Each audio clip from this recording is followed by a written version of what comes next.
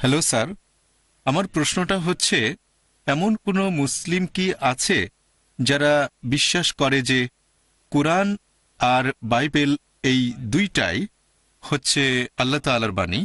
আর এরকম বিশ্বাস করা কি আপনার মতে সম্ভব যে আপনি বিশ্বাস করবেন কোরআন পাশাপাশি বাইবেল, যে দুইটাই আল্লাহর বাণী? আপনার নামটা কি ভাই? আমার নাম ডেভিড বলমার।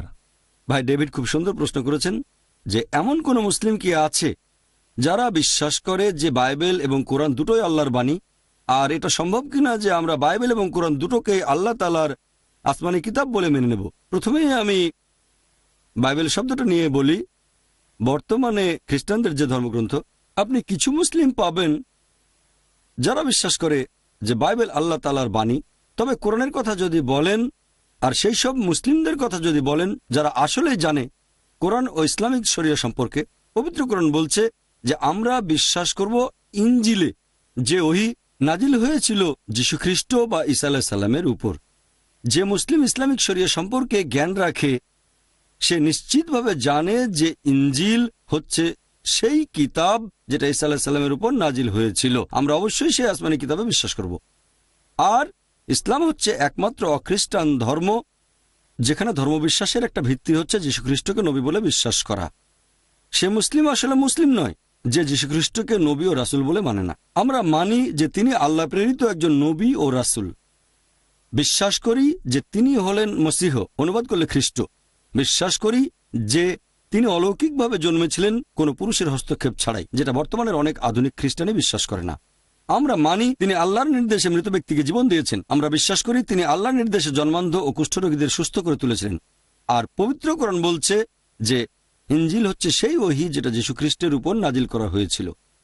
এখন যারা বাইবেল নিয়ে গবেষণা করেছেন তারা বুঝতে পেরেছেন যে এই বাইবেল এটা সেই অরিজিনাল ওহী নয় যেটা নাজিল হয়েছিল যীশু খ্রিস্টের উপর।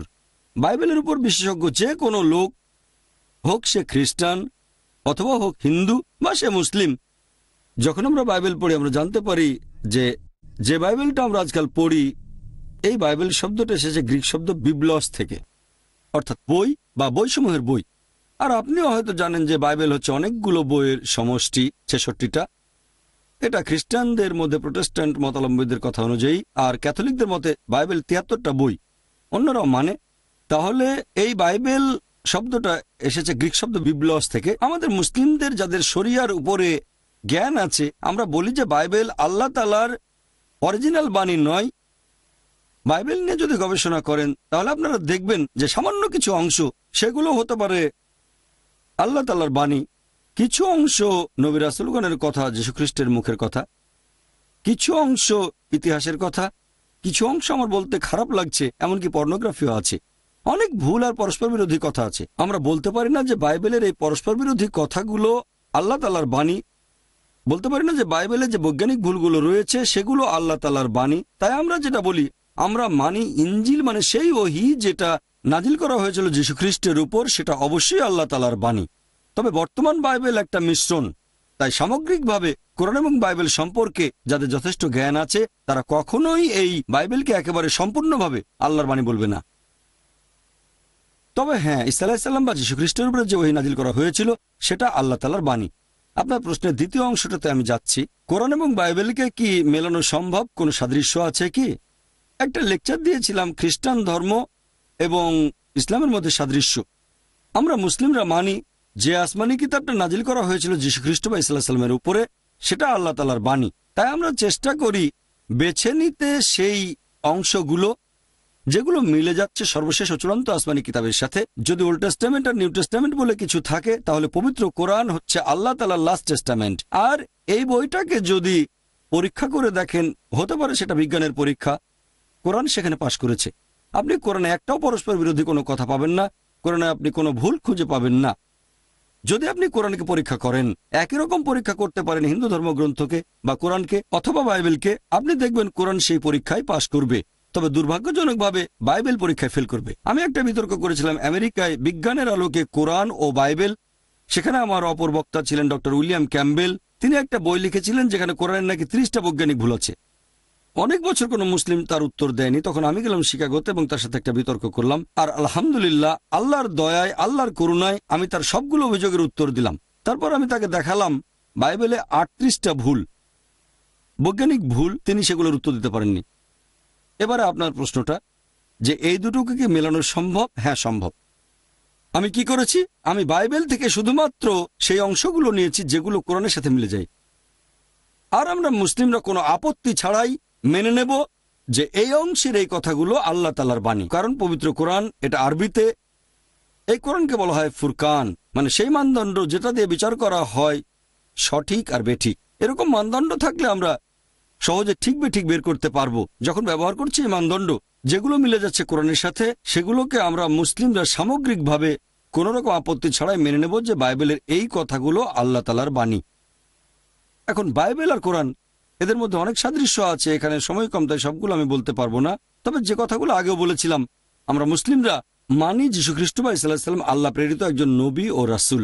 মানি তিনি অলৌকিকভাবে জন্মেছিলেন পুরুষের হস্তক্ষেপ ছাড়াই। বিশ্বাস করে তিনি আল্লাহর নির্দেশে মৃত ব্যক্তিকে জীবন দিয়েছেন। বিশ্বাস করে তিনি আল্লাহর নির্দেশে জন্মান্ধ কুষ্ঠরোগীদের সুস্থ করে তুলেছিলেন। তাহলে মুসলিম আর খ্রিস্টানরা আমরা এখানে এক। তবে আমাদের মধ্যে পার্থক্য আছে।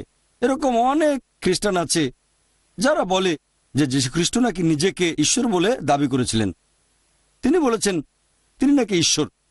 সত্যি বলতে, আপনারা যদি বাইবেল পড়েন, এরকম একটা স্পষ্ট করে বলা অনুচ্ছেদও খুঁজে পাবেন না, পরিষ্কার করে বলা একটা কথাও পাবেন না গোটা বাইবেলের মধ্যে যেখানে যীশু খ্রিস্ট বা ঈসা আলাইহিস সালাম নিজেই বলেছেন যে আমি ঈশ্বর, অথবা তোমরা আমার উপাসনা করো।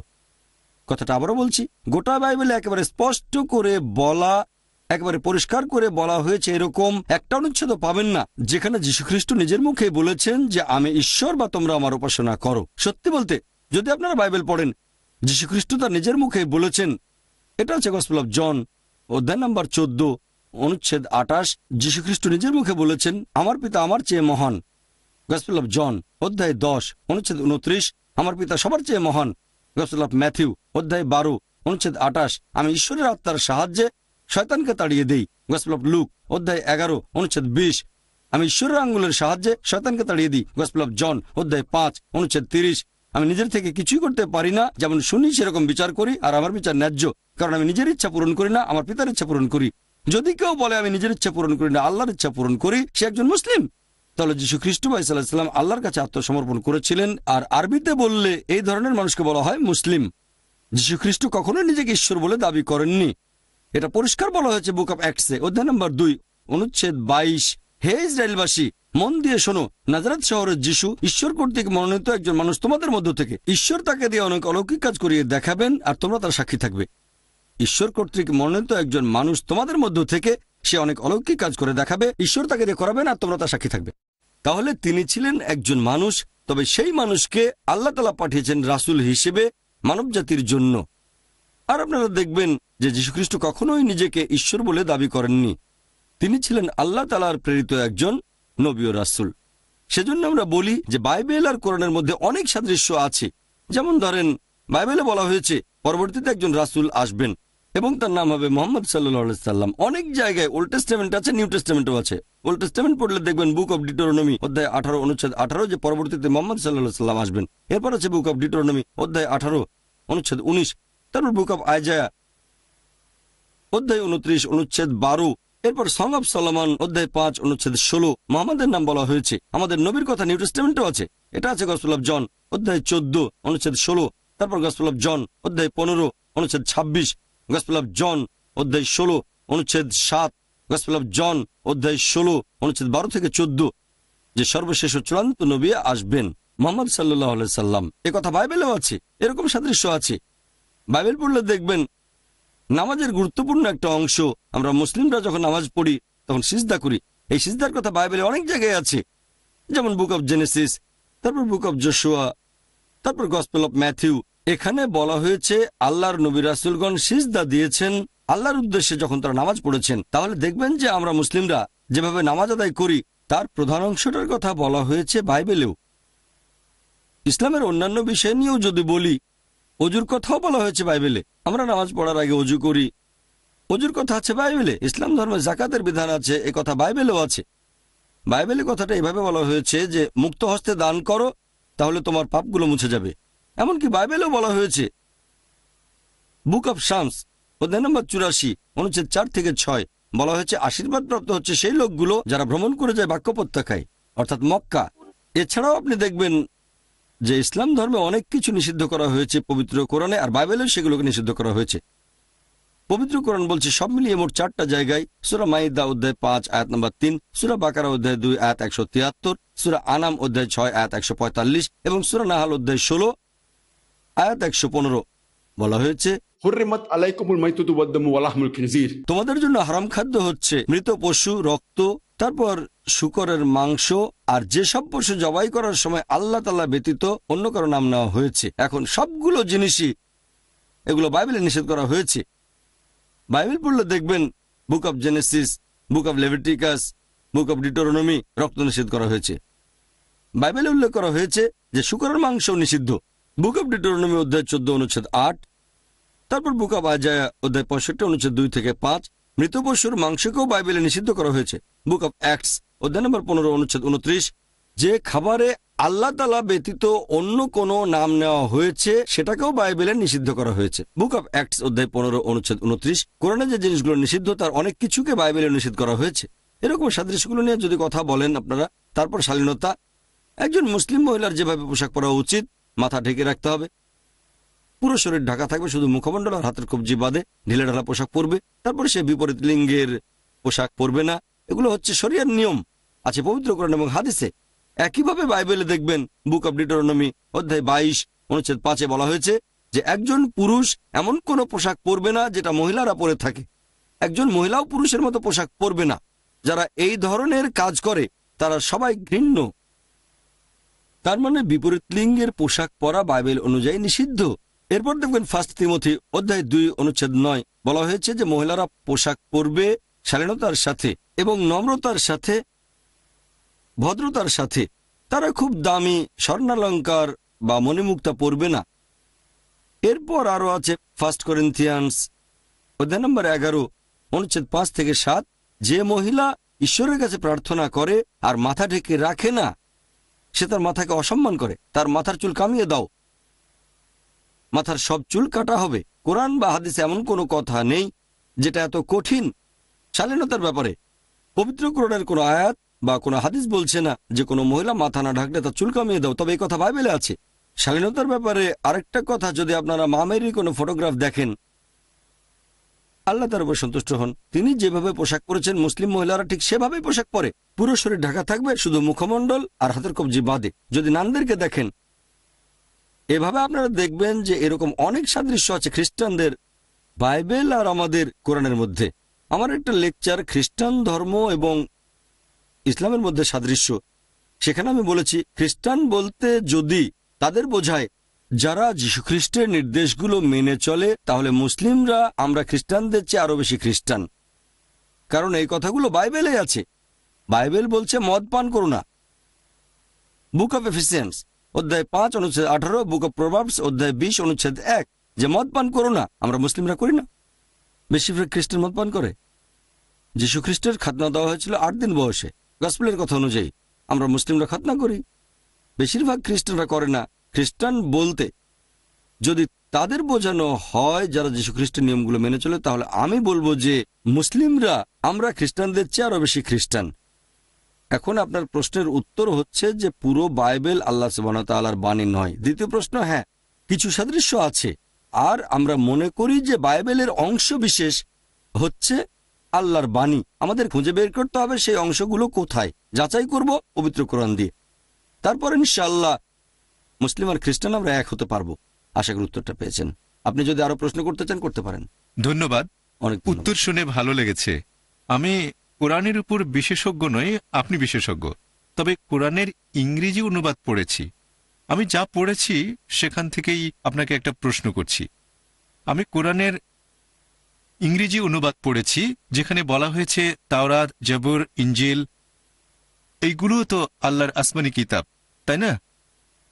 কয়েক জায়গায় আছে যে কেউ আল্লাহ তাআলার কথাকে বদলাতে পারবে না।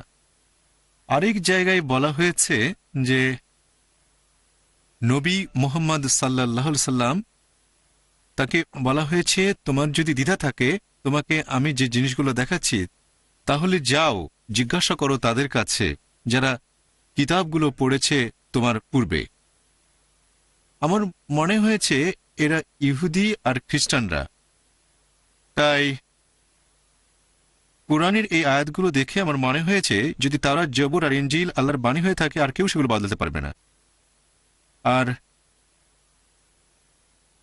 মুহাম্মদ সাল্লাল্লাহু আলাইহি সাল্লাম জিজ্ঞাসা করবেন ইহুদি আর খ্রিস্টানদের যদি কোনো সন্দেহ থাকে তার কাছে যেটা নাজিল করা হয়েছে, তাহলে এটা কি কখনোই সম্ভব যে পবিত্র বাইবেলের কিছুই আসলে বদলায়নি? কারণ মানুষ তো আল্লাহর বাণীকে কখনোই বদলাতে পারবে না। আর যদি ধরে নেন বাইবেলে কিছুই বদলায়নি, তারপর আপনি এমনভাবে বাইবেলের বিভিন্ন জিনিসের ব্যাখ্যা করলেন যেটা কোরআনের সাথে মিলে যায়, এরকম কি সম্ভব? এটাই ছিল আমার মূল প্রশ্ন। খুব সুন্দর আর প্রশ্ন। পবিত্র কোরআন বলছে যে আল্লাহর আপনার বাণীকে প্রশ্ন আমি বুঝতে বদলানো পেরেছি। যাবে না। বুঝতে পেরেছি আমি। তাহলে এটা কিভাবে সম্ভব যে বাইবেলের কথাগুলো বদলে গেছে? খুব সুন্দর প্রশ্ন ভাই ডেভিড, খুব সুন্দর প্রশ্ন করেছেন। 1 নম্বর পয়েন্ট, আমি কোরআনের উপর বিশেষজ্ঞ নই, সামান্য একজন ছাত্র। কোরআন এবং বাইবেলের উপর বিশেষজ্ঞ নই আমি। আপনি এখানে কোরআনের 3টা আয়াতের কথা বলেছেন, আর আমার তো মনে হচ্ছে আপনি এখানে বিশেষজ্ঞ। কোরআনের 3টা না, আয়াত বলেছেন। আমি আসলে কোনো বিশেষজ্ঞ নই।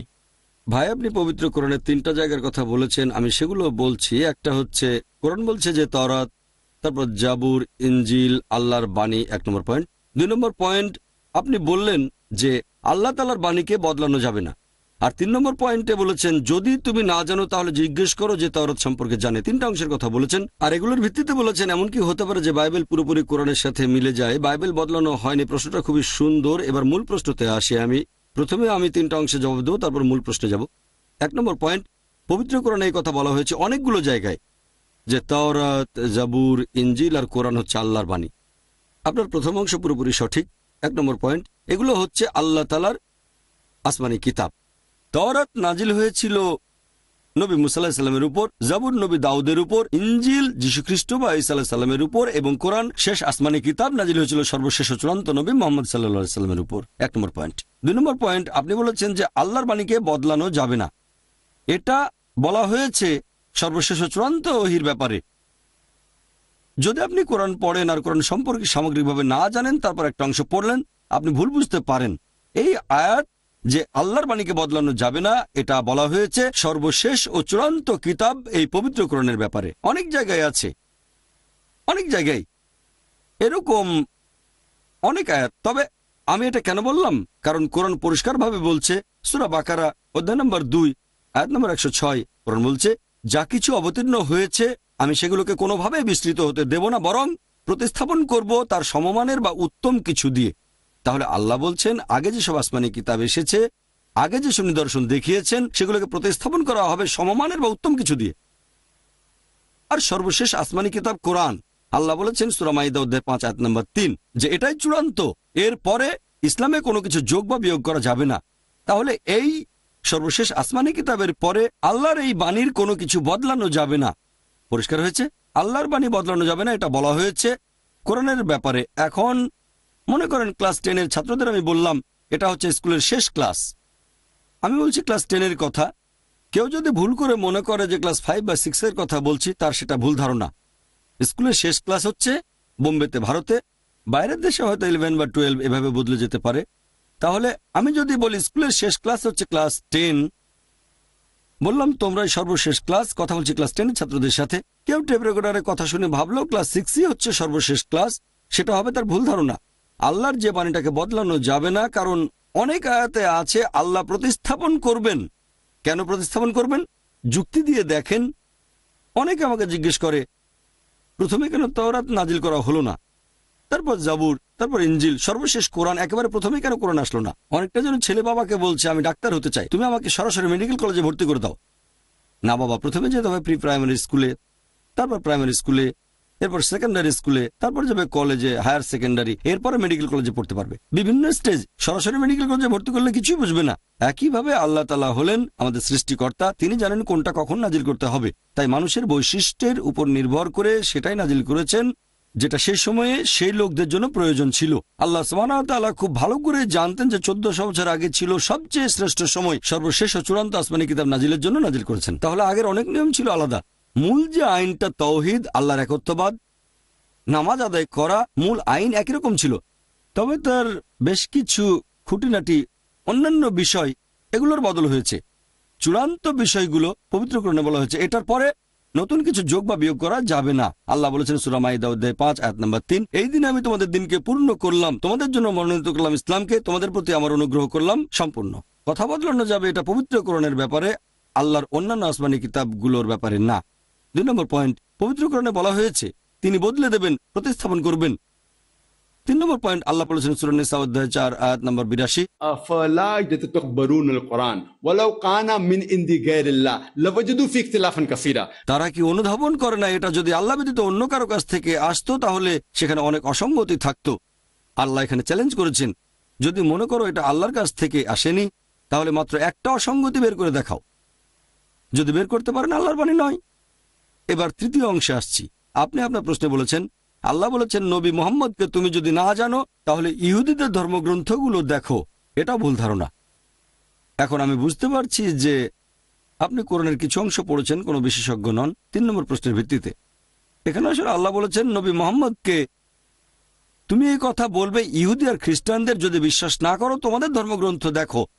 আল্লাহ এটা নবী মুহাম্মদের উদ্দেশ্যে বলছেন না। আল্লাহ বলছেন নবী মুহাম্মদকে যে তুমি বলো ইহুদিদের, বলো খ্রিস্টানদের, এই আইনে যদি বিশ্বাস না করো তাহলে তোমাদের ধর্মগ্রন্থ দেখো। কেন? কারণ এটা হচ্ছে লাস্ট টেস্টামেন্ট। এখানকার কিছু অংশ ছিল ওল্ড টেস্টামেন্টে আর নিউ টেস্টামেন্টে। যেহেতু এটা আল্লাহর সর্বশেষ আসমানি কিতাব, এখানে তওরাত এবং ইঞ্জিলের কিছু অংশ আছে।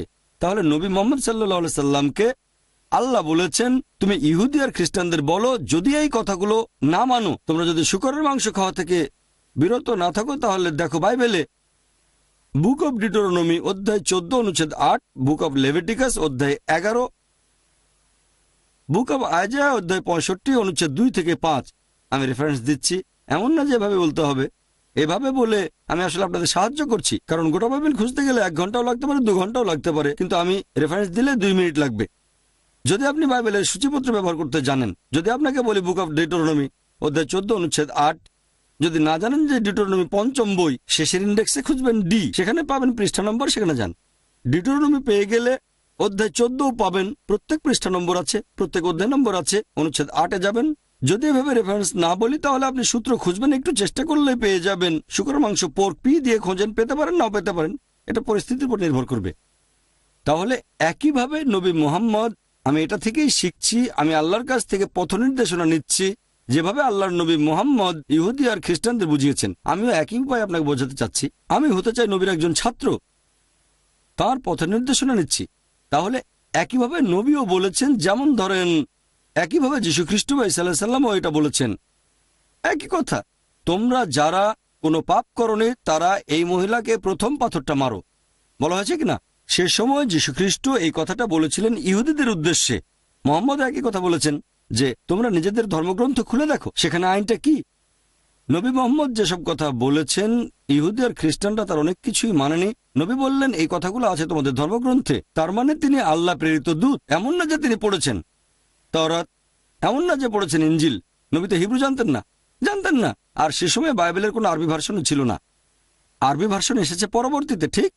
তাহলে নবী সেই কিতাবগুলো পড়েননি, তিনি ছিলেন নিরক্ষর, ঠিক? যেহেতু তাকে আল্লাহ সুবহানাহু ওয়া তাআলা বলেছিলেন রাসূল বলে তিনি সরাসরি ওহী পেতেন, তাকে আল্লাহ বলতে বলেছেন, নবী বলেছেন দেখো, তারা তখন সব দেখে বুঝতে পারল। তাহলে আমাদের নবী মুহাম্মদ সে সময় ইহুদি আর খ্রিস্টানদের যেভাবে বুঝিয়েছিলেন, আমিও চেষ্টা করছি এটা ছোট্ট পরিসরে সেখানে পৌঁছানোর। আমি বোঝাতে চাচ্ছি আপনাকে যে ভাই, যদি এই কথাগুলো ভুল মনে হয় কোরআনকে ভুলে যান। আপনি কোরআনকে বিশ্বাস করেন না, পাশে সরিয়ে রাখেন। তারপর আপনি যদি বাইবেলকে ঈশ্বরের বাণী বলে মনে করেন তাহলে কি বাইবেল মেনে চলবেন? আপনি বাইবেলকে ঈশ্বরের বাণী বলে মনে করেন, হ্যাঁ বা না? হ্যাঁ, বাইবেল বলছে শুকরের মাংস খেও না, শুকরের মাংস খান। এটা তো পুরনো নিয়ম। উত্তর হতে পারে হ্যাঁ অথবা না, অথবা বাইবেলে এরকম কিছু বলেনি। আমাকে একটু বলতে দেন। শিওর, বলেন আপনি।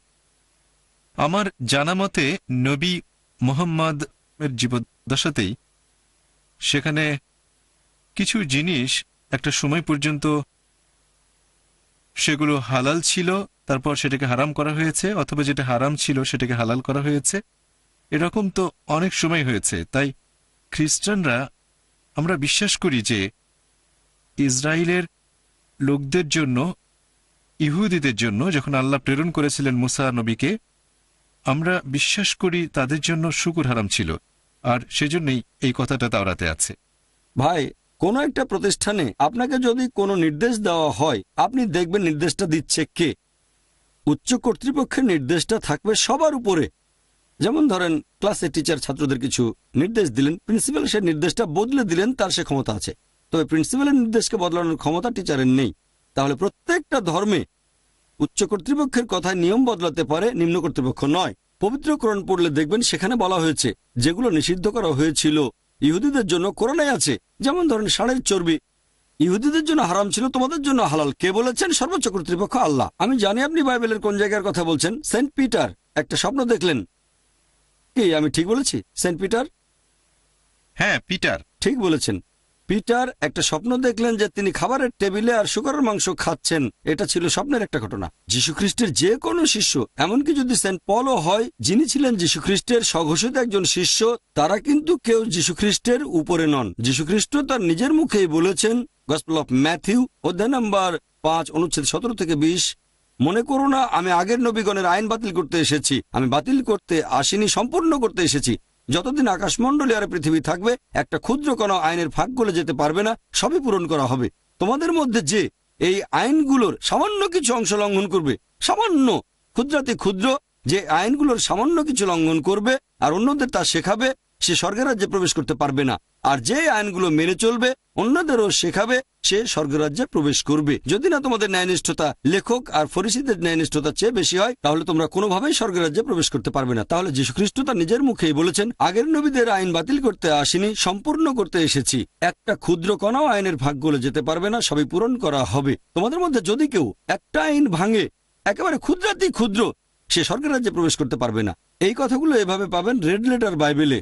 রেড লেটার বাইবেলে আপনি আশা করি চেনেন। রেড লেটার বাইবেলের নাম শুনেছেন? মাশাআল্লাহ, ভালো, আলহামদুলিল্লাহ, খুব ভালো। আল্লাহ আপনাকে রহমত করুন। রেড লেটার বাইবেল হচ্ছে সেই বাইবেল, যারা জানেন না তাদের বলছি, এখানে লাল অক্ষরে সেই কথাগুলো লেখা আছে যেগুলো যীশুখ্রিস্ট তার নিজের মুখে বলেছেন। কারণ বাইবেলের সব কথাই যীশুখ্রিস্টের নিজের মুখের কথা নয়। পবিত্র কোরআনে যা আছে তার সবকিছুই 100% ক্ষুদ্রাতি ক্ষুদ্র কণাও মানুষের লেখা নয়, আল্লাহর ওহী। আর রেড লেটার বাইবেলে যে কথাগুলো ঈশ্বরের বাণী নিউজ পেপারে ছাপালে, সেটা হবে মাত্র একটা পৃষ্ঠা, খুব বেশি হলে 2টা কলাম, সামান্য পার্সেন্টেজ। এগুলো আছে নিউ টেস্টামেন্টে, ওল্ড টেস্টামেন্টে কিছু নেই। আর নিউ টেস্টামেন্টে প্রধানত গসপেলগুলোতে আছে। এবারে সামান্য কিছু আছে অ্যাক্টসে, সামান্য। আপনারাও বুঝতে পারবেন এটা গোটা বাইবেলের খুব সামান্য একটা পার্সেন্টেজ। আর এই লাল অক্ষরের কথাগুলোই যীশুখ্রিস্টের নিজের মুখের কথা। কালো অক্ষর লাল অক্ষরের নিয়মকে বদলাতে পারে না, কারণ লাল অক্ষরগুলো যীশুখ্রিস্টের মুখের কথা, কালো অক্ষরগুলো বলেছেন অন্য কেউ, হয়তো যিশুর শিষ্য অথবা ঐতিহাসিক অথবা XYZ বা অন্য যে কোনো কেউ। কালো অক্ষর কখনোই লাল অক্ষরের নিয়ম বদলাতে পারবে না। কেন? লাল অক্ষরগুলো যীশুখ্রিস্টের নিজের কথা। যদি না মনে করেন যে পল, পিটার, থমাস এরা যীশুখ্রিস্টের উপরে না। আমাদের ইসলাম ধর্মেও আমরা এক আল্লাহকে বিশ্বাস করি, নবী মোহাম্মদ সাল্লাল্লাহু আলাইহি সাল্লামকে বিশ্বাস করি, তারপর রয়েছেন নবীর সাহাবাগণ, আপনাদের অ্যাপোস্টল, আমাদের সাহাবাগণ। যীশুখ্রিস্টের বেশ কিছু শিষ্য ছিলেন, নবী মোহাম্মদ সাল্লাল্লাহু আলাইহি সাল্লামেরও কিছু সহচর ছিলেন। তবে সাহাবা উপরে নন। যদি আমাকে দেখান একজন সাহাবী নবী মোহাম্মদের বিপক্ষে বলেছেন, সে কথাটা ফেলে দেন। নবী মোহাম্মদ 1 নম্বরে মানুষের মধ্যে, আল্লাহর পরে নবী মোহাম্মদ 1 নম্বর, তারপর রয়েছেন সাহাবাগণ। এরকম বিভিন্ন স্তর আছে। কোন সাহাবীর কথা আমাদের নবীর কোনো নিয়মকে বদলাতে পারবে না, কখনো না। প্রত্যেকটা ধর্মেই বিভিন্ন স্তর থাকে। আল্লাহর বাণীকে কোনো নবী বা রাসূল বদলাতে পারবেন না। কোন সাহাবীর কথা নবীর বলা কোনো নিয়মকে বদলাতে পারবে না। আপনি যেটার কথা বলছেন সেটা নিচের স্তরে ঠিক না বেঠিক পরে আলোচনা করা যাবে। আপনার কথা ঠিক না বেঠিক সেটা আলাদা ব্যাপার। তর্কের খাতিরে মানলাম আপনি ঠিক, যে কথাগুলো বলেছেন এখন সেটা কালো অক্ষর। ঠিক, কালো অক্ষর লাল অক্ষরের নিয়মকে বদলাতে পারবে না। আপনি যদি বাইবেলের উপর বিশেষজ্ঞ হন তাহলে এটা জানা থাকবে আপনার। যদি বাইবেল বিশেষজ্ঞ না হন, অন্য কেউ আপনাকে বলল, তাহলে প্রশ্নের তৃতীয় অংশটার উত্তর দিলাম। এখন মূল প্রশ্নটা ছিল এই 3টার ভিত্তিতে। আমি কি আমাকে কিছু বলতে দিন? আপনাকে আরো সময় দেব, আগে উত্তরটা শেষ করি। প্রথমে উত্তরটা দেই, তারপর বলবেন কোনো সমস্যা নেই। অন্য দর্শকদের চেয়ে আপনাকে বেশি সুযোগ দেবো, আপনি আমাদের অতিথি ভাই। আপনি অতিথি, আপনার সাথে কথা বলতে ভালো লাগবে। প্রথমে আপনার উত্তরটা দিই। তৃতীয় প্রশ্নের পরে আপনি বলেছিলেন এটা কি হতে পারে না যে কোরআন দিয়ে পরীক্ষার দরকার কি, বাইবেল তো সঠিক আর কোরআন ভুল। আপনি ঠিক মুখে বলেননি কোরআন ভুল, ভদ্রভাবে বলেছেন, আমারও পছন্দ হয়েছে। আমি জানি আপনি মুখে বলেননি, তবে বলেছেন বাইবেল সঠিক কোরআনের সাথে তুলনা করলে। কোরআনের সাথে তুলনা মানে সঠিকের সাথে বেঠিকের তুলনা, তাহলে সঠিক মানবো, আমিও একমত। তবে বাইবেল সঠিক কিনা সেটাই প্রশ্ন। একটা লেকচার দিয়েছিলাম কোরআন কি আল্লাহর বাণী, আর যে মানুষটা নিরপেক্ষ থাকে সে হয়তো কোরআন সম্পর্কে কিছুই জানে না, সেখানে লেকচারের পরে প্রশ্ন উত্তর পর্ব ছিল, সব মিলিয়ে প্রায় 4 ঘন্টার মতো। একজন নিরপেক্ষ লোক সেটা দেখলেই বুঝবেন আমি যুক্তি দিয়ে প্রমাণ করেছি, যুক্তি বুদ্ধি আর বিজ্ঞান দিয়ে, যে কোরআন আসলে আল্লাহর বাণী। আরও একটা লেকচার বাইবেল কি আল্লাহর বাণী, এখানে একই যুক্তি খাটিয়েছি। বাইবেলে অনেক পরস্পর বিরোধী কথা আছে, আমি বলতে চাচ্ছি না। একটা আর্টিকেলের কথা অনুযায়ী 50,000-এর বেশি ভুল, আমি সে কথা বলছি না। আমিও এই ব্যাপারে একটা আর্টিকেল পড়েছিলাম। আপনি কোনটা পড়েছেন আমি জানি না। আমি মুসলিমদের সব বইকে সঠিক বলে মনে করি না। যদি সেটা হয় কোরআন, তাহলে আমি মানব, পাশে দাঁড়িয়ে থাকব। অন্য কোনো বইয়ের ব্যাপারে মানতে পারি, নাও মানতে পারি, হয়তো কিছু অংশ মানবো, কিছু অংশ মানবো না। প্রথমে সর্বোচ্চ কর্তৃপক্ষ, 1 নম্বরে কোরআন। আমি বই লিখলাম, এই কোরআন সেই বইয়ের চেয়ে উপরে, 1 নম্বরে কোরআন। তারপরে আছে আমাদের নবীর সহিহ হাদিস। এবার আপনার প্রশ্নে আসি। যদি সাধারণ যুক্তি ব্যবহার করেন বিজ্ঞান, তাহলে দেখব বাইবেলে অনেক বৈজ্ঞানিক ভুল আছে। আমি এখানে কয়েকটার কথা বলছি, সময় কম তাই বিস্তারিত বলতে পারছি না। যেমন ধরেন, বাইবেলে বলা হয়েছে গসপেল অফ ম্যাথিউ অধ্যায় নম্বর 4 অনুচ্ছেদ 8 যে পৃথিবী সমতল। তারপর আছে বুক অব জেনেসিস অধ্যায় নম্বর 1 অনুচ্ছেদ 16 থেকে 19, সেখানে বিশ্বজগৎ সৃষ্টির কথা বলা হয়েছে যে প্রথমে আলো ছিল না, ঈশ্বর আলো স্থাপন করলেন প্রথম, দ্বিতীয়, তৃতীয় দিন। এরপর বলা হয়েছে যে চতুর্থ দিনে সর্বশক্তিমান ঈশ্বর সৃষ্টি করলেন সূর্য আর নক্ষত্র, কিন্তু আলো সৃষ্টি হয়েছে প্রথম দিনে। এটা অযৌক্তিক যে আলোর উৎস সৃষ্টি হয়েছে পরে আর আলো এসেছে আগে। যদি আমি বলি একটা বাল্ব বানিয়েছি, সুইচ অন করলাম, তারপর আলো জ্বললো, কিন্তু যদি বলি আলো এসেছে প্রথম দিনে, দিনের প্রথম দিকে, আর বাল্ব জ্বালানো হয়েছে চতুর্থ দিনে, লোকে ভাববে আমি বিজ্ঞান সম্পর্কে জানি না। এছাড়াও বলা হয়েছে পৃথিবী সৃষ্টি করা হয়েছিল তৃতীয় দিনে আর গাছপালা, কিন্তু সূর্য সৃষ্টি হয়েছে চতুর্থ দিনে। এখন পৃথিবী সূর্যের একটা অংশ, বিজ্ঞান বলছে ঠিক একটা অংশ তৃতীয় দিনে আর সূর্য এসেছে পরে, এটা অবৈজ্ঞানিক। এছাড়াও বাইবেলে দেখবেন বুক অব জেনেসিসে অধ্যায় নম্বর 1 অনুচ্ছেদ 16 থেকে 19 বলা হয়েছে সর্বশক্তিমান ঈশ্বর দুটো আলো সৃষ্টি করলেন, বড় আলো সূর্য দিনকে শাসন করবে, আর ছোট যে আলোটা চাঁদ রাতকে শাসন করবে। আর অরিজিনাল ভাষাতে যেভাবে বর্ণনা করা হয়েছে মনে হবে এটা চাঁদের নিজস্ব আলো। পবিত্র কোরআন বলছে সূরা ফুরকান অধ্যায় 25 আয়াত নম্বর 61 যে সূর্যের আলো তার নিজস্ব আলো আর চাঁদের আলো হচ্ছে প্রতিফলিত আলো। যখন বিজ্ঞানীরা পড়েন পবিত্র কোরআন আর বাইবেল, তারা কোরআনের সাথে একমত হবেন, বাইবেলের সাথে নয়। চাঁদের আলো তার নিজস্ব আলো নয়। আগেকার দিনে কয়েকশো বছর আগে মানুষ মনে করত চাঁদের আলো তার নিজস্ব আলো। এখন আমরা জানি চাঁদের আলো তার নিজস্ব আলো নয়, এটা প্রতিফলিত আলো। এভাবে আমরা একের পর এক অনেক ভুল বের করতে পারি। এরকম কয়েকশো বৈজ্ঞানিক ভুল আছে। ওই বিতর্কে সময়টা কম ছিল আর এখানে সময়টা আরো কম। বাইবেলের 38টা বৈজ্ঞানিক ভুলের কথা বলেছিলাম ডক্টর উইলিয়াম ক্যাম্বেলকে, আমার দেখা সবচেয়ে সেরা খ্রিস্টান বক্তা বিজ্ঞান আর বাইবেলের উপর। ঠিক, তিনিও একজন মেডিকেল ডাক্তার, তারপর পিএইচডি। তিনি খুব বিখ্যাত লোক বা বিখ্যাত ছিলেন। আর সেই সময় অনেক আমেরিকানকে দেখেছি যখন তারা কোনো মুসলিমকে ফাঁদে ফেলতে চায় তখন এই বইটা দেখায়, দেখো কোরআনে কত বৈজ্ঞানিক ভুল আছে, বাইবেলে কোনো বৈজ্ঞানিক ভুল নেই। যে মানুষগুলো এই ব্যাপারটা সম্পর্কে জানে না হয়তো শুনে মুগ্ধ হবে অথবা উত্তর দিতে পারবে না। তাই আমি এখান থেকে গেলাম শিকাগোতে, আমেরিকার শিকাগোতে, সেখানে একটা বিতর্ক করলাম আলহামদুলিল্লাহ, আর আল্লাহর দয়ায় সেখানে আমি সফল হয়েছিলাম। সেটা আপনি দেখতে পারবেন ইনশাল্লাহ। এই বিতর্কের একটা ভিডিও সিডি আপনাকে দেওয়া হবে। এছাড়াও খ্রিস্টান ও ইসলাম সাদৃশ্য, সেজন্য আমি বলবো যে এটা কি সম্ভব, এটা কি হতে পারে বাইবেল বদলায়নি? হ্যাঁ, অবশ্যই হতে পারে, তবে এই বাইবেল না। আপনি বুঝতে পারবেন যখন দেখবেন যে বাইবেলের মধ্যে অনেক গাণিতিক ভুল আছে। যোগ করে দেখবেন বাইবেলে ভুল আছে। গাণিতিক ভুল মানে একই কথা বলা হয়েছে 2 জায়গায়, কিন্তু সংখ্যা আলাদা, পরস্পর বিরোধী। এখানে 2000, ওখানে 3000, অনেক ভুল, একটা না, অনেক কিছু সংশোধন করা যায়। আমি জানি যদি 10,000 ভুল বের করা হয় হয়তো 50% বা 80% সংশোধন করা যাবে, তবে কয়েকশো ভুল কিছু করা যাবে না। আমি সেগুলো পড়েছি। কয়েকশো ভুল আপনি সব ধরনের যুক্তি খাটালেও হবে না, আমি সেগুলোকে যাচাই করে দেখেছি। মাশাআল্লাহ, আমি অনেক দেশে গেছি, কথা বলেছি যারা বিশেষজ্ঞ, আমি বিশেষজ্ঞ নই, সামান্য ছাত্র। এখন এই অংশগুলোকে সংশোধন করা যাবে না, অনেক বৈজ্ঞানিক ভুল, তারপর ঐতিহাসিক ভুল। আমরা যদি আল্লাহর দেওয়া এই মাথাটা ব্যবহার করি আর যাচাই করে দেখি, তাহলে এটা মানতে পারবো না যে বাইবেল আল্লাহর বাণী। যদি কোরআনকে যাচাই করি তাহলে মানবো। এজন্য আপনি দেখবেন আমার ক্যাসেট ইনশাল্লাহ। এবার চাইলে আপনি আবার প্রশ্ন করতে পারেন। কয়েকটা জিনিস পরিষ্কার করতে চাচ্ছি। আমি আপনার সাথে বিতর্ক করতে চাচ্ছি না। করতে পারেন, কোনো সমস্যা নেই। আমি করতে পারবো না, কারণ আপনি অনেক জানেন। আমি কোনো বিতর্ক করতে চাচ্ছি না। আমি আসলে চাচ্ছি শিখতে। আমার ধারণা এখানে সবাই এসেছেন জানতে আল্লাহ সম্পর্কে। তাহলে আমি আপনার কাছ থেকে শিখলাম বা আপনি আমার কাছ থেকে শিখলেন, সেটাই ভালো। আর আমি আপনাদের সবার উদ্দেশ্যেই বলছি, ব্যক্তিগতভাবে আমি শুকরের মাংস খাই না শ্রদ্ধা দেখানোর জন্য। তবে আমার মনে হয় লাল অক্ষরে হয়তো কারণটা বলা আছে পবিত্র বাইবেলে, যে এখানকার খ্রিস্টানরা কেন এটা করছে। কারণটা হয়তো শুধুই কালো অক্ষর না। আর ঈসা আলাইহিস সালামও এই কথাও বলেছেন, মানুষ মুখে যে খাবার গ্রহণ করে সেটা তার আত্মাকে দূষিত করতে পারে না, তবে আমাদের মনের মধ্যে পাপে ভরা যে চিন্তাগুলো আসে সেগুলো আমাদের আত্মাকে দূষিত করে।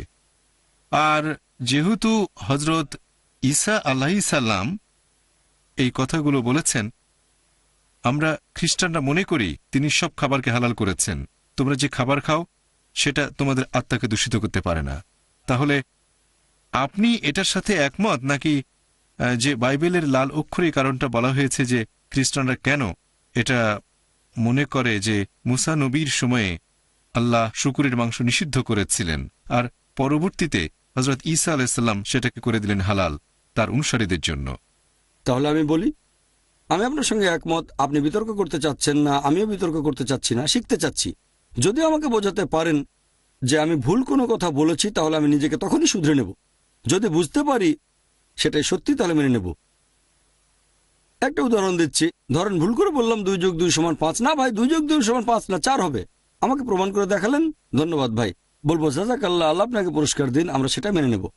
তবে আমি বললাম 2 + 2 = 4, আরেকজন বলল না 5, তখন তাকে বলবো 2 + 2 = 4, 5 হবে না, আপনি ভুল করছেন। আমি তাকে শুধরে দেব, যার কথা সঠিক সেটাই মেনে নেব। এবার আপনার প্রশ্নে আসি। খুব সুন্দর যুক্তি যে বাইবেলে আছে যীশু খ্রিস্ট বলেছেন, তোমরা যে খাবার খাও সেটা তোমাদের আত্মাকে দূষিত করে না, দূষিত করে মনের চিন্তা। আমি তর্কের খাতিরে আপনার কথাটা মানলাম, তাহলে সেটা পরস্পর বিরোধী হবে। আগে যেটা বলেছিলাম, গসপেল অফ ম্যাথিউ অধ্যায় নম্বর 5 অনুচ্ছেদ 17 থেকে 20, ভেবো না আমি নবীগণের আইন বাতিল করতে এসেছি, এটা তাহলে ভুল। তার মানে যীশু খ্রিস্ট মিথ্যে কথা বলছেন। নাউজুবিল্লাহ, আল্লাহ ক্ষমা করুন, আমরা এই কথা মানি না। তিনি মিথ্যে বলতে পারেন না। যদি আপনি আইনের সামান্য অংশ লঙ্ঘন করেন, আইন কি? শুকরের মাংস খাবেন না। যখন এরকম দুটো বক্তব্য থাকবে, আমরা দুটোই মেনে চলার চেষ্টা করব। তার মানে অন্যান্য যেসব খাবার খাচ্ছেন সমস্যা নেই, তবে শুকরের মাংস খাবেন না। কেন? কারণ গসপেল অফ ম্যাথিউ অধ্যায় 5 অনুচ্ছেদ 17 থেকে 20 বলা হয়েছে আইনের সামান্য ক্ষুদ্রতম অংশ লঙ্ঘন করা যাবে না। একই কথা আছে কোরআনে। কোরআনে এরকম অনেক আয়াত আছে যেখানে বলা হয়েছে যে এই খাবারগুলো হারাম। তার মানে এই না যে শুধু এই 4টাই হারাম, আরেকটা হারাম করা হয়েছে হয়তো অন্য জায়গায়। এরকম একটা বলেছিলাম মৃত জন্তু, রক্ত এবং শুকরের মাংস। আরেক জায়গায় বলা হয়েছে মদপান করা হারাম। এখন আপনি কোরআনের মাত্র একটা আয়াত নিয়ে বলতে পারবেন না যে এটা সম্পূর্ণ ইসলাম। ঠিক, যেটাকে হারাম বলা হয়েছে সেটা হারাম, তারপর বলা হয়েছে অন্য সব খাবার হালাল। আর এখানে আমরা দেখতে পাচ্ছি যে খ্রিস্টানদের বাইবেলে লাল অক্ষর বলছে, আমি নবীগণের আইন সম্পূর্ণ করতে এসেছি, একটা বাতিল করতে আসিনি। যদি তোমাদের মধ্যে কেউ সেই আইনের সামান্য অংশ লঙ্ঘন করো, তাহলে সে স্বর্গের রাজ্যে যেতে পারবে না। যিশুর অন্যান্য কথাগুলো এই কথাগুলোর বিরুদ্ধে যেতে পারে না। তা না হলে যীশু খ্রিস্ট বা ঈসা আলাইহিস সালাম মিথ্যে কথা বলেছেন, নাউজুবিল্লাহ, আমরা সে কথা মানি না। তাহলে আমরা যীশু খ্রিস্টকে নিচে নামিয়ে দিয়ে পল বা পিটারকে উপরে তুলব না, না করা যাবে না, এটাই আইন। তাই এক্ষেত্রে আমরা বলবো যে যেহেতু পল বা পিটার কিছু বলেছিলেন বা থমাস কিছু বলেছিলেন, আমরা কি যীশু খ্রিস্টের কথার বিরুদ্ধে যাব? আমি বলবো না। আমরা বলবো পল, পিটার, থমাস যা বলুক সেটা ভুল। আমরা যদি চাই তাহলে এভাবে সংশোধন করে নিতে পারি। যদি এই কথাটা সেখানে না থাকতো, গসপেল অফ ম্যাথিউ অধ্যায় 5 অনুচ্ছেদ 17 থেকে 20, যদি এটা না থাকতো যে সামান্য আইনও ভেঙো না, হয়তো একেবারে শিওর না, হয়তো তখনও বিরুদ্ধে যুক্তি দেখাতে পারতাম। এখানে সময় কম, তাই প্রথমেই দিলাম টেক্কা। হয়তো এটা না থাকলে বলতাম খুব ভালো, আপনার কথা মেনে নিলাম আমি। কিন্তু যেহেতু অনুচ্ছেদ আছে, গসপেল অফ ম্যাথিউ অধ্যায় 5 অনুচ্ছেদ 17 থেকে 20, যদি তোমাদের মধ্যে কেউ সামান্য আইন লঙ্ঘন করে তাহলে সে স্বর্গের রাজ্যে প্রবেশ করতে পারবে না। তার মানে পারবেন না, কোন অবস্থাতেই না। সেটা পল বলুক অথবা থমাস বলুক বা পিটার বলুক বা অন্য যে কেউ বলুক, বুঝতে পারছেন? যুক্তি খাটালে আপনি সেটা বুঝতে পারবেন। আপনি যেটা করছেন পলকে উপরে উঠাচ্ছেন। আপনি মানে আমি বলছি কিছু খ্রিস্টান, আপনারা মানে খ্রিস্টানরা যিশুর শিষ্যকে উপরে উঠাচ্ছেন, এভাবে বলছেন যে যিশু খ্রিস্ট, আল্লাহ মাফ করুন, মিথ্যে বলছেন। আমি এটা মানতে পারছি না।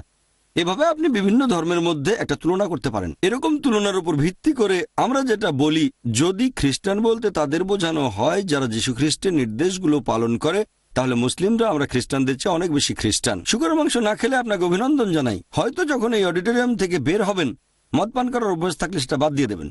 যদি আপনি যীশু খ্রিস্টের উপাসনা করে থাকেন, হয়তো যখন অডিটোরিয়াম থেকে বের হবেন তখন থেকে যীশু খ্রিস্টের উপাসনা করা বন্ধ করে দেবেন। আমি আল্লাহর কাছে দোয়া করছি আপনাকে আমাকে যেন তিনি পথ দেখান। শুনে খুব ভালো লেগেছে যে অডিটোরিয়ামে আসার আগে আপনি শুকরের মাংস খাননি। হয়তো আমার লেকচার শোনার পরে মদ পানের অভ্যেস থাকলে সেটাও বাদ দিয়ে দেবেন। যদি আপনি যীশু খ্রিস্টের উপাসনা করে থাকেন, হয়তো অডিটোরিয়াম থেকে বের হয়ে উপাসনা করবেন না, কারণ আপনাকে প্রমাণ দেখিয়েছি। অথবা যেতে পারেন আপনার স্টাডি রুমে অথবা কোনো লাইব্রেরিতে, রেফারেন্সগুলো চেক করবেন। তারপর দেখবেন যে হ্যাঁ, ওই লোকটা যে কথাগুলো বলেছিল, ওই যে হালকা পাতলা লোকটা, মাথায় টুপি, চশমা, হালকা দাড়ি, হ্যাংলা পাতলা, সে রেফারেন্স দেয়। লোকটা যা বলেছিল তা ঠিক। আজকে থেকে যীশু খ্রিস্টের উপাসনা করবো না, তারপরও তাকে শ্রদ্ধা করব, তাকে ভালোবাসবো, তাকে সম্মান করব। আমি পড়ে দেখবো বাইবেল, যেখানে আছে পরবর্তীতে একজন নবী আসবেন, তার নাম হবে নবী মোহাম্মদ সাল্লাল্লাহু আলাইহি সাল্লাম। আমি সেই বই পড়ে দেখব। এভাবে আমরা সবাই সত্যের কাছাকাছি আসবো। আল্লাহর কাছে দোয়া করছি আপনাকে আমাকে যেন তিনি পথ দেখান। আশা করি উত্তরটা পেয়েছেন। আপনাকে অনেক ধন্যবাদ। আপনাকেও ধন্যবাদ। হ্যাঁ, ওনাকে 2টো ভিসিডি দিয়ে দেন। এই সিডিগুলো দেখবেন ভাই, 2টো ভিসিডি। একটা হচ্ছে আমার লেকচার খ্রিস্টান ধর্ম ও ইসলামের মধ্যে সাদৃশ্য, সেখানে রেফারেন্সগুলো পাবেন। সবাই তো মনে রাখতে পারে না। হ্যাঁ ভাই বলেন। কোনো ব্যাপারে প্রশ্ন থাকলে পরে জিজ্ঞাসা করব। অবশ্যই অবশ্যই জিজ্ঞেস করবেন। ওয়া আখিরি দাওয়ানা আলহামদুলিল্লাহি রাব্বিল আলামিন।